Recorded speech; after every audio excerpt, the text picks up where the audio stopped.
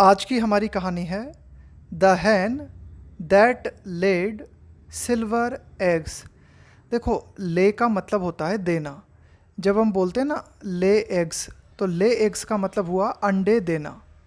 तो इस कहानी में हम बात करेंगे एक मुर्गी के बारे में जिसने चांदी के अंडे दिए। अ ग्रीडी वुमन, ग्रीडी का मतलब होता है लालची। एक लालची औरत, वंस का मतलब एक बार, फाउंड का मतलब है मिला या पाया। अहन, एक लालची औरत को एक बार एक मुर्गी मिली। हु यहाँ पे आया है इस मुर्गी के लिए। Who laid silver eggs.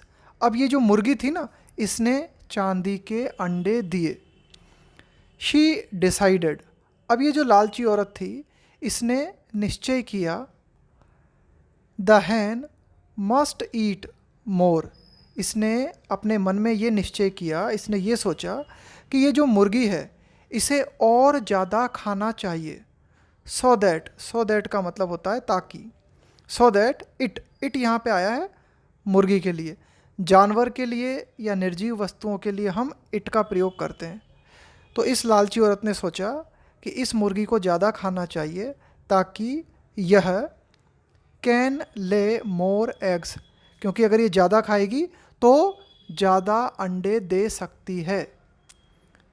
One day, एक दिन, the Hahn was not eating, एक दिन क्या हुआ, ये जो मुर्गी थी वाज नॉट ईटिंग, नहीं खा रही थी, यानी कुछ भी नहीं खा रही थी। इसलिए द वुमन फोर्स्ड, देखो फोर्स करने का मतलब होता है किसी को मजबूर करना, किसी के साथ जोर ज़बरदस्ती करना। तो एक दिन मुर्गी कुछ नहीं खा रही थी, तो उस दिन क्या हुआ, ये जो लालची महिला थी इसने क्या किया, the woman forced the hen to eat a lot of food. A lot of का मतलब होता है बहुत सारा, खूब सारा। तो जिस दिन मुर्गी कुछ नहीं खा रही थी उस दिन इस लालची औरत ने मुर्गी को बहुत ज़्यादा खाना खाने के लिए फोर्स किया, जोर ज़बरदस्ती की, है ना, ज़बरदस्ती उसके पेट में जो है खाना डालने की कोशिश की। नेक्स्ट मॉर्निंग, अगले दिन, शी होप्ड, इस लालची औरत ने ये आशा की। होप का मतलब होता है आशा करना या फिर उम्मीद करना। शी होप्ड दैट, कि the Hahn would have led, देखो ये बहुत अच्छा स्ट्रक्चर है हमारा।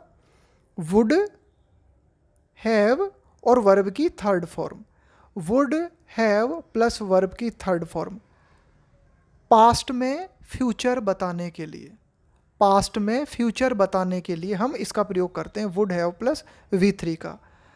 अगले दिन, अब देखो पास्ट की बात चल रही है।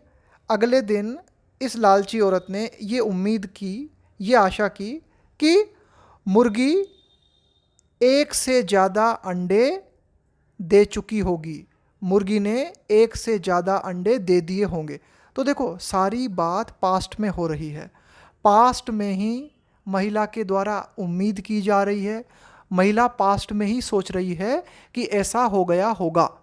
तो जब पास्ट में आप फ्यूचर की बात करते हो तो वुड हैव प्लस V3 का हम प्रयोग करते हैं। तो इस औरत ने सोचा कि मुर्गी ने एक से ज़्यादा अंडे दे दिए होंगे। He would have led more than one egg, but, लेकिन, शी वाज शॉक्ड, देखो शी वाज शॉक्ड इसका मतलब है कि उसे बहुत आश्चर्य हुआ। शॉक का मतलब होता है आश्चर्य होना, झटका लगना एकदम। लेकिन इस महिला को बहुत ज़्यादा आश्चर्य हुआ ये जानकर, टू फाइंड दैट, कि हर हैन हैड फॉलन सिक। देखो फाल जो है इसके कई मीनिंग होते हैं और एक मीनिंग होता है फाल का बिकम, बन जाना, एक जो पर्टिकुलर स्टेट है ना उसमें परिवर्तन आना। तो ये जानकर महिला को बहुत ज़्यादा आश्चर्य हुआ कि मुर्गी जो है वह बीमार हो गई थी, बीमार पड़ गई थी। शी हैड फॉलन सिक, कि वह मुर्गी बीमार हो गई थी या बीमार पड़ गई थी। इट यहाँ आया है मुर्गी के लिए। It stopped giving any more silver eggs, ये जो मुर्गी थी इसने और ज़्यादा चांदी के अंडे देना बंद कर दिया। तो क्या शिक्षा मिलती है इस कहानी से? ये लिखा हुआ है यहाँ पे मॉरल। मॉरल का मतलब है इस कहानी से हमें क्या शिक्षा मिलती है, क्या सीख मिलती है, क्या संदेश है इस कहानी का। Don't be greedy. बी का मतलब होता है होना या फिर बनना, और ग्रीडी का मतलब है लालची। तो कुल मिला के इसका मतलब हुआ लालची मत बनो। Always be happy. हमेशा खुश रहो। किस चीज़ के साथ? With what and how much you have. How much का मतलब होता है कितना। हैव यहाँ पे आया है कि भाई आपके पास कितना है, आपके पास कितना है और क्या है, उसके साथ आपको खुश रहना चाहिए।